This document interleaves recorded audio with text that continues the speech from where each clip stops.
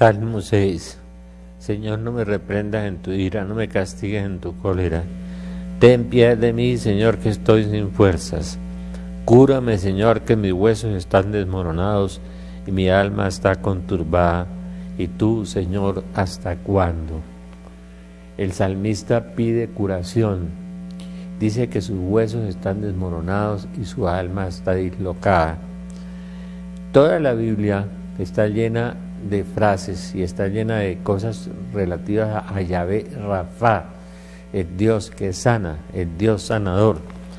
El gran problema, y le decía yo a unos amigos ayer precisamente, es que hemos centrado a Dios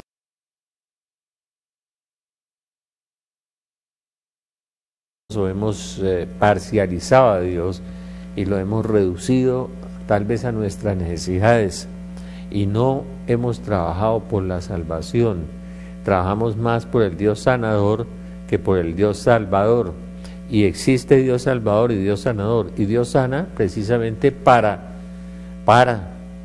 que la gente lo busque, lo encuentre y se salve y le obedezca. Ese es el tema. El tema de la sanación es un tema muy interesante. Yo empecé a revisar la Biblia y no solamente los textos bíblicos. El gran problema de la gente es que la gente cree en Dios pero no le cree a Dios. Y como la mayoría de la gente tiene un Dios bombero para apagar incendios, o un Dios mecánico para solucionar problemas materiales, o un Dios alcancía para sacarle el bolsillo y sacar el dinero, pero no tiene un Dios Padre ni un Dios amor al que lo conoce y le obedece, entonces la gente se ha alejado del verdadero concepto de Dios y ha reemplazado a Dios por una cantidad de idolillos, de idolatrías y de cosas sin que haya perdido totalmente la idea de Dios. Tiene una idea de Dios, pero no tiene una experiencia de Dios. No ha tenido un encuentro personal con Él.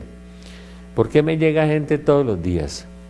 Que el hijo drogadicto, que los del Jeep Job, que los del rock metálico, que la chifladura que le da a la gente, que la hija se prostituyó, que a los 16 años ha tenido más de 10 o 15, y uno dice, el mundo está completamente trastornado, el mundo, además uno empieza a ver lo del SIDA y lo del ébola, y una cantidad de cosas que fluyen todos los días con las noticias, la violencia, la mentira, la trampa, y digo, ¿y dónde está Dios? Dios aparece en las necesidades, ¿no? Aparece en las crisis, aparece en las situaciones, aparece allá en la persona que llega a uno y le dice, no, es que mi hijo tiene una enfermedad terrible, el cáncer que me afecta, el problema de mi esposa, la medicina no le hace efecto, y empieza uno a ver cosas peores todavía causadas por la brujería, por el ocultismo, por la magia, por la tabla ouija, por una cantidad de cosas, y uno empieza a ver la cantidad de trastornos que la gente está viviendo. Me decía un sacerdote que tiene una oración de liberación que el Señor le reveló delante del Santísimo, un rosario de liberación que nosotros distribuimos allá en Belén, que ya tuvo que establecer una agenda y solamente atender la gente porque tiene que atender su parroquia, establecer una agenda los lunes de 12 o 14 horas para atender a las personas porque las necesidades son terribles. Y me decía otro párroco, ayúdeme porque esta semana me llegaron 3 casos y cada día más casos de gente trastornada, de gente con problemas porque se inmiscuyó en la zona de la oscuridad, en la zona del ocultismo, que además causa una cantidad de enfermedades físicas, el ocultismo, la adivinación, la tabla ouija, el horóscopo, la astrología, todos esos tipos de magia que la Biblia prohíbe, Deuteronomio 18, 9 y siguientes, que dice que todo el que consulta los astros es una abominación para Dios, y Dios rechaza a los que practican esas cosas, los de José Gregorio Hernández, los de la eneagrama, una cantidad de cosas, las constelaciones. Está inmiscuido el demonio hasta en la psicología, está inmiscuido en cualquier parte, en todas partes, y ha causado una cantidad de trastornos mentales y de enfermedades físicas. Además hay otra cosa muy grave. En el siglo XX el problema de la humanidad fue la depresión. la depresión. Y en el siglo XXI la depresión se transformó en amargura. La gente vive amargada porque se tiene que levantar, porque tiene que ir a la oficina, porque tiene que ir a trabajar, porque tiene que caminar, porque tiene que coger el Transmilenio. Entonces la gente vive una amargura terrible. Pasó de la depresión a la amargura. Entonces ahora hay depresión con amargura. Los psicólogos no saben ya qué hacer, y además es un buen negocio trabajar en la psicología. Antes con la dirección espiritual era suficiente para sanarse porque las personas se habían acercado a Dios y Dios podía llenar su corazón. Pero ahora el psicólogo no le puede llenar el corazón. Entonces la persona sigue con problemas toda la vida. Y es que el problema está dentro de él y el problema está fuera de él. El problema es su corazón y el problema es la conversión de su familia, que no está convertida y que lo trastorna a él, porque los trastornos del entorno familiar afectan al papá, afectan a la mamá, afectan a los hijos y los afectan a todos. Entonces es una sociedad absolutamente enferma, totalmente enferma, por angustia, por depresión, por amargura, semillas de amargura por todas partes, y por una trampa que el demonio tendió sobre los hombres, que es la religiosidad. Todavía creemos en Dios, pero no le creemos a Dios. Y lo otro, no le obedecemos. Es lo peor. La gente cree que es buena, y bueno no es sino Dios. Y Dios está ahí y está disponible. Y Dios nos quiere felices, y Dios quiere sanarnos, y Dios quiere liberarnos, y Dios quiere restaurarnos. ¿Cuántas personas hemos visto nosotros todas las semanas allá en la Corporación Belén? Todas las semanas, cuántas personas que el Señor restaura, que el Señor levanta, que el Señor le devuelve la alegría, que el Señor le devuelve la paz interior, que es lo que todos buscamos. Pues bien, rastreando la Biblia, mirando este Salmo 6, en donde habla de la sanación, el Salmo 6 que habla de la angustia: ten piedad, Señor, porque estoy sin fuerzas, sáname, que mis huesos están desmoronados, desmoronada completamente mi alma. Y tenemos desmoronados los huesos, o sea, el cuerpo enfermo, y desmoronada el alma, el psique enfermo. Resulta que nosotros tenemos cuerpo, alma y espíritu. El cuerpo es el soma, la parte material.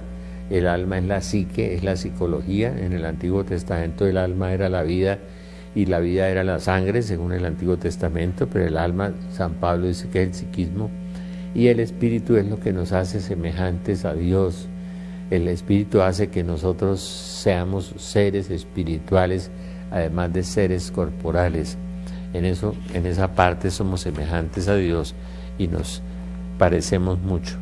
Entonces, no es extraño, ¿no?, que estemos enfermos de una de las cosas y pasamos a estar enfermos del resto de las cosas. Uno empieza a ver la crisis del siglo XX y empieza a percibir y empieza a notarse la enfermedad de las personas. Yo subía hoy por la calle mirando los avisos que colocan en las puertas de los negocios y en todas las vallas de los negocios, y dije, esto es una sociedad enferma, porque donde está tu tesoro está tu corazón. Y todo eso que pintan en las paredes y pintan en las puertas y pintan letreros satánicos, cosas absurdas, la ciudad completamente untada, contaminada, perturbada por los dibujos, sucia, turbia. Y uno dice, ese es el producto de las mentes, de lo que estamos viviendo, de la anarquía mental, del vacío mental, de la ausencia mental. La primera causa de la destrucción en la sociedad fue la destrucción de la familia, la división de la familia. Y les voy a decir quién divide. En el libro del Génesis, el demonio divide a Adán y Eva y destruye la primera sociedad familiar, la primera comunión, la primera comunidad, la primera imagen y semejanza de Dios. Adán y Eva contra Dios, ¿no? Y entra el demonio ahí y entra la muerte. El hombre se sintió solo, el hombre se sintió vacío, ¿no? El hombre se escondió de Dios, ¿no? Mire todos los síntomas que aparecen en el libro de Génesis con Adán y Eva. El hombre se esconde, el hombre está solo, el hombre está vacío y el hombre culpa al otro de todo. ¿Qué es esto? Adán, no, es que fue Eva. Eva, ¿qué es esto? No, es que fue la serpiente.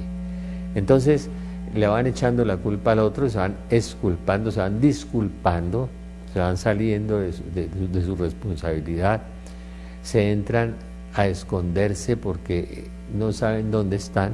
Dios le pregunta, ¿dónde estás? Cuando se alejan de Dios, es Dios el que lo busca y dice, ¿dónde estás? ¿No? Y empieza la enfermedad, y empieza la muerte, empieza la soledad y empieza la ausencia de Dios. Después viene la otra división, ¿no? Abel contra Caín.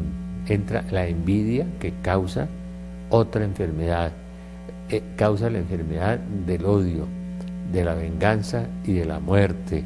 Entonces Caín asesina a Abel y viene el fratricidio, la segunda división que encontramos en el libro del Génesis. Es bien interesante.